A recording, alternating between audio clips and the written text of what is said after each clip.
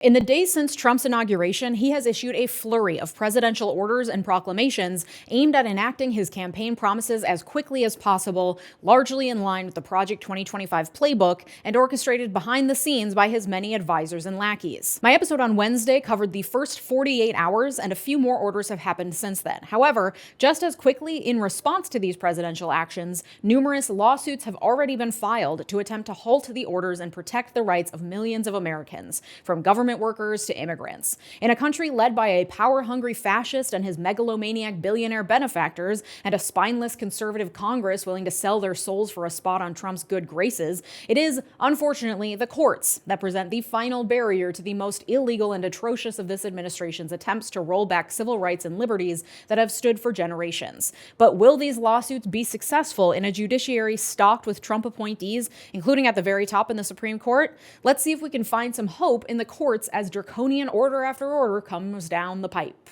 Let's get into it. Thank you to my partner on today's video, CookUnity. CookUnity is a chef-to-table platform that delivers restaurant-quality meals straight to your doorstep, created by over 90 different chefs from top restaurants across the country. This means you can try high-quality meals using fresh, responsibly sourced ingredients, prioritizing whole foods and local suppliers without even leaving home. And listen, I live in Minnesota. It's like 3 degrees outside right now. The last thing that I want to do is leave my house. I also famously hate cooking. I want to let the people who actually enjoy doing this stuff work their magic, and then I will happily eat the results of that magic. And with CookUnity, you get that without leaving your house and without any mess to clean up afterwards. There's nothing like going to the store, buying fresh ingredients, spending 2 hours preparing a dish, making a mess in the kitchen, only to be left with an incredibly mediocre meal at the end of it all. Let the pros do it for you. That's what I say. With CookUnity, you get all of that without the hassle. And I love that CookUnity offers a wide variety of meals from all over the world. The chicken in mole poblano I tried from Chef 𝗬𝗓𝗪𝗧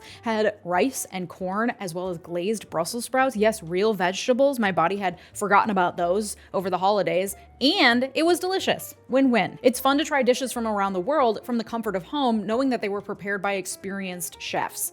Do yourself a favor, go to the link in the description now to try CookUnity and get 50% off your first order of chef-made meals delivered fresh to your door. Clicking that link also helps this channel because you're telling CookUnity I sent you. So for 50% off your first order, just for my viewers, click the link in the description below and use my code to try it out today. Thanks, CookUnity. A note on sources, Democracy Forward has created a really helpful dashboard. It provides real-time analysis of Trump administration actions, as well as info about litigation related to each action. It's a hell of a lot more user-friendly than the 𝗬𝗏𝗪𝗏.gov press site where the presidential actions are being published, though you should always check there for the most up-to-date actions. The National Treasury Employees Union has sued on behalf of unionized employees in 37 different federal agencies to fight against the reinstatement of Schedule F employees, something that Trump created at the end of his first term, but Biden quickly did away with. It removes due process protections for thousands of government employees and allows for their dismissal at will depending on whether or not they sufficiently bend the knee.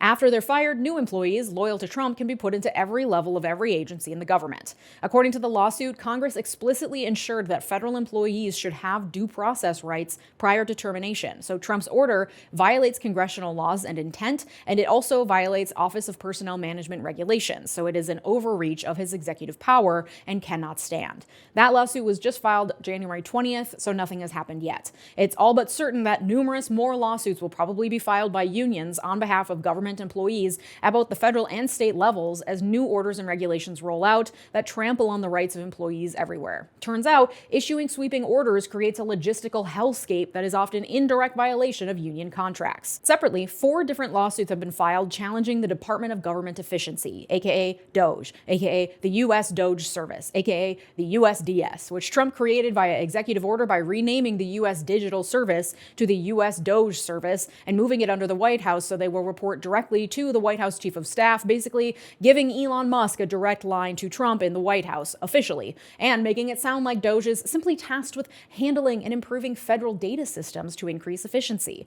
This despite the fact that for months, Trump and Musk have been promising that DOGE will create sweeping changes and cuts across all areas areas of the federal government, not just improve federal IT. The lawsuits against 𝗏𝗏 generally allege similar things, summed up well by the press release from Democracy Forward, which is serving as counsel for plaintiffs in the case titled American Public Health Association versus Office of Management and Budget. The press release says, according to the complaint, the Department of Government Efficiency is not a federal department. Elected representatives in Congress have not established, nor have they funded such an enterprise.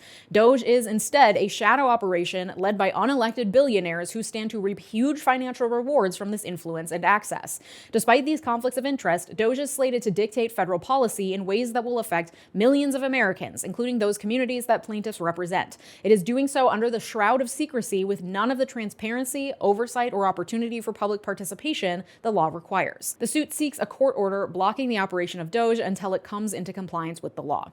Those cases were filed on Inauguration Day, so nothing has quite happened with them yet. However, probably the most litigation activity has been seen around Trump's order to end birthright citizenship for babies born to undocumented parents or parents here temporarily, largely because this one is the more clear-cut, completely unconstitutional move Trump has made so far. Attorneys general in 22 states have sued in various lawsuits to stop Trump's birthright citizenship executive order from going into effect on February 19th. Numerous immigrants' rights groups, including the ACLU, filed a separate lawsuit as well. A total of at least 5 separate lawsuits were filed nearly immediately upon the announcement of the birthright citizenship order. Multiple attorneys general, as well as immigration and constitutional law experts, have confirmed that Trump does not have the constitutional authority to get rid of birthright citizenship, a concept that has been accepted and established law for 150 years and has been upheld by the Supreme Court twice. On Thursday, one of the lawsuits filed by 4 state attorneys general in Seattle was heard by Reagan-appointed Judge 𝗏𝗏𝗏𝗏, and in what is a rare moment wherein Reagan did not in fact ruin this one thing, his appointed judge temporarily barred the birthright citizenship order from taking effect, saying, according to ABC News, quote, "I have been on the bench for over 4 decades. I can't remember another case where the question presented is as clear as it is here. This is a blatantly unconstitutional order." And listen, I love when judges get a little sassy as long as I agree with them, and this judge did. He asked the government's attorney incredulously whether he actually legitimately thought this order was constitutional, saying, "I have difficulty understanding how a member of the bar can state unequivocally that this is a constitutional order. It boggles my mind. Where were the lawyers when this decision was being made?" An excellent question, because you know that there were definitely lawyers in the room. Perhaps they should be, I don't know, investigated for professional misconduct and barred from practicing law. Just a thought. Given the track record of the attorneys Trump surrounds himself with, I can't imagine you wouldn't find some pretty damning evidence of incompetence. And listen, I'll make it easy for you. Just go to project2025.com and check out their little policy manual. Lots of names in there to start taking a peek at. The temporary injunction issued by the judge only lasts until February 6th, which is when the judge will hear arguments over whether to order a preliminary injunction. These are procedural protections put in place that allow a party to request that a judge temporarily stop something from happening in order to allow the case to play out and not cause undue harm in the interim, because we all know cases take fucking forever. So this one is just saying, hey, don't move. And then on February 6th, given his attitude in that first hearing, it's very likely he'll issue a preliminary injunction, which would remain in place, barring the implementation of the order until the constitutionality of the order is sussed out in the courts. That will, of course, be immediately appealed up to the Supreme Court, both the injunction and the eventual lower court ruling on whether or not it's constitutional. As to the injunction, typically the Supreme Court will look to the potential harms and benefits of the injunction and will usually stick with keeping things the status quo until the courts can suss out the larger constitutionality question. So allowing the injunction to remain in place instead of, upending 150 years of precedent. But this Supreme Court is fucking out of its mind. So fingers crossed they surprise us and at least allow the injunction to stand. As to how they'll rule on the constitutionality is another question, because it'll eventually get appealed up to them, and they are chomping at the bit to dismantle every single right given to us in the 14th Amendment, even the explicit ones, potentially. However, immigration law professor Sandra Rierson told CNN recently that in this case, the Supreme Court would actually be pretty unlikely to reverse the longstanding precedent, especially, quote, if what they're really concerned about is history and tradition in the United States, which is what they've claimed. The precedent was set in a case called United States versus Wong Kim Ark, decided in 1898, which confirmed the birthright citizenship of a man born to Chinese immigrant parents here illegally during a time of intense anti-Chinese sentiment. In my episode on Wednesday, we talked about this case and about how it did lay out incredibly narrow exceptions to birthright citizenship, specifically children of foreign diplomats born here and children children of enemies within who are illegally occupying the territory. That is commonly understood to mean enemy combatants, like soldiers here occupying U.S. territory illegally during a war or something.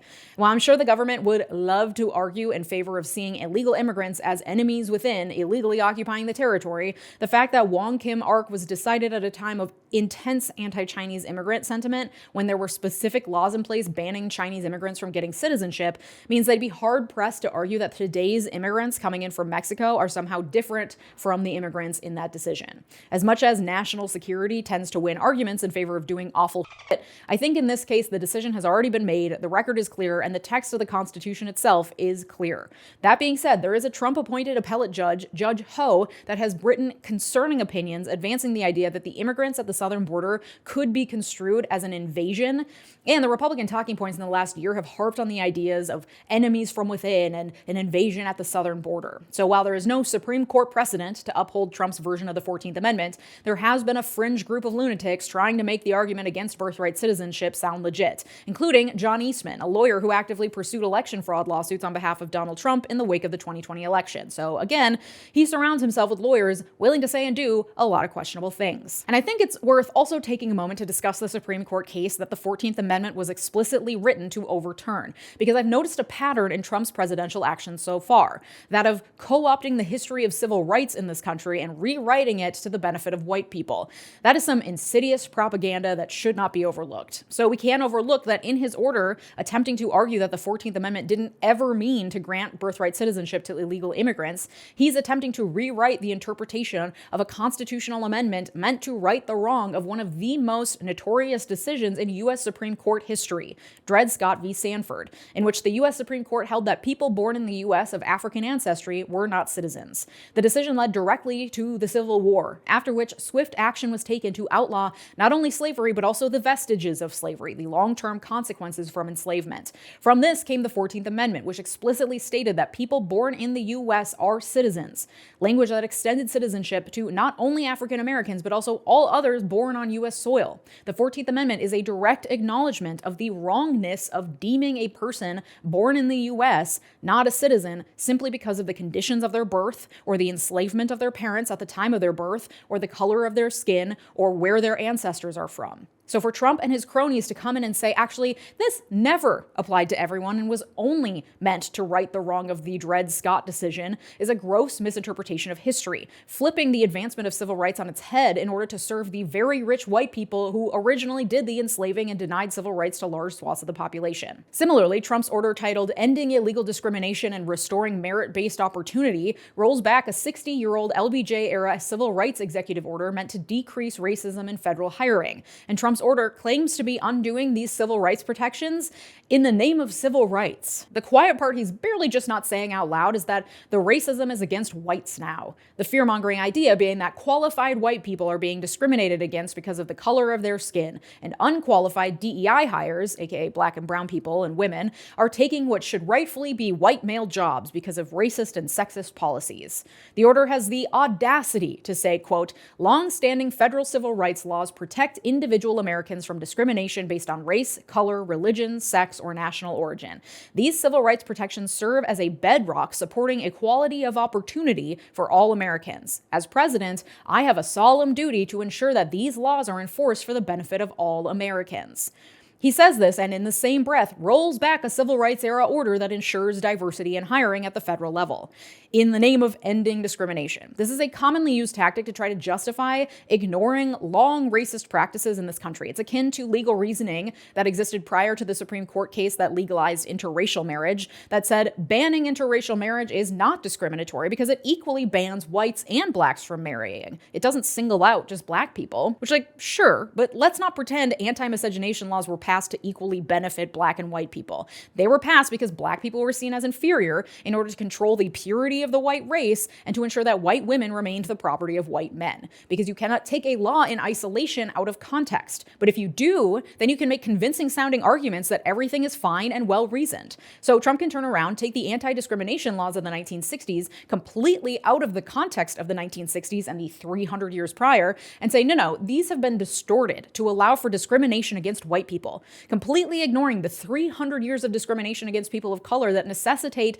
an enforced righting of wrongs because of the inherent ingrained racism up to that point in hiring. Racism that continues to this day, as evidenced by studies that show candidates with black-sounding names get fewer interview offers, with one study even showing that black candidates with a clean record get fewer offers than white candidates with a felony on their record. So yeah, there's clearly some racism that needs to be controlled for to ensure that people actually have a fair shot. But Trump is co-opting the language of the oppressed to say, no, actually, we are oppressed by being forced to consider race and sex in hiring practices that disproportionately favors people who aren't white men. Our civil rights are under attack. We favor good, clean, equal opportunity, and the libs want equal outcomes, even if the candidates aren't qualified. Again, removing any historical context and saying the left is just obsessed with making sure quotas are met.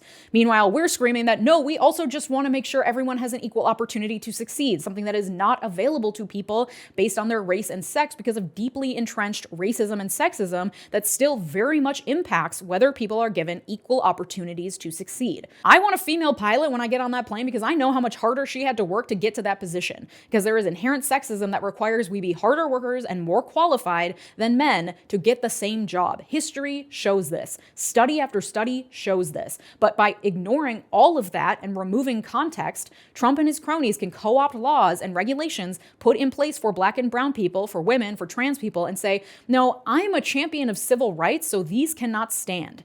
It's insidious, it's manipulative, and it's propaganda. And he knows he can get away with it because our schools have been stripped of the ability to teach the context necessary for the electorate to understand what he's doing. And at this time, it doesn't appear there is litigation aimed at this specific order, likely because it's within his right to rescind past executive orders, which is what this does. The court battles that will likely happen will happen down the line as more individual people face race and sex-based discrimination in hiring, which is still illegal. It'll just become so widespread and accepted that being able to prove it's happening will be even harder. Oh, and the DOJ has suspended all activity in the civil rights divisions of every U.S. attorney's office in the country. That affects hundreds of federal attorneys and thousands of cases currently underway that ensure the enforcement and punish the violation of essential civil rights laws, everything from disability discrimination to discrimination in education, employment discrimination, and more. The laws are still on the books, but they can't really be enforced if there are no attorneys to enforce them. Okay, so those are the known lawsuits happening immediately in response to Trump's presidential actions. But the problem is that now that he's in office and has issued a slurry of directives, the agencies are now taking action in new and nefarious ways based on his directives, some of which will have widespread consequences that will muck up both federal and state agencies that rely on federal dollars for literally years to come. And some of the directives coming from agencies serving Trump's agenda are also getting hit with lawsuits. And while the best place to see presidential actions is via 𝗬𝗏𝗧.gov, the best place to see what federal agencies are doing is the Federal Register at federalregister.gov, where you can see that day's publication of all the actions published that day across the federal government, which, as you can guess, becomes immediately overwhelming. And this is where picking a cause you care about and paying attention to that agency or to the watchdog organizations already keeping tabs on that agency can help reduce the overwhelm. Specifically, the ACLU and other immigrants' rights organizations have sued the Department of Homeland Security over a directive just issued that dramatically expands the scope of expedited removal across the United States.